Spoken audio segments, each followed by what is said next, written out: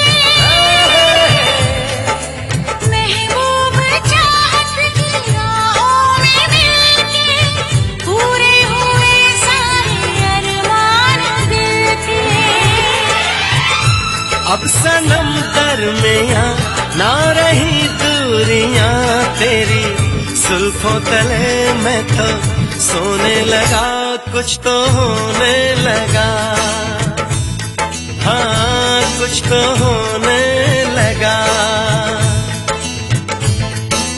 पहले कभी, हाँ हाँ पहले कभी ना मेरा हाल ऐसा हुआ। मेरी नींद गई, चैन खोने लगा, कुछ तो होने लगा, हाँ कुछ तो होने लगा।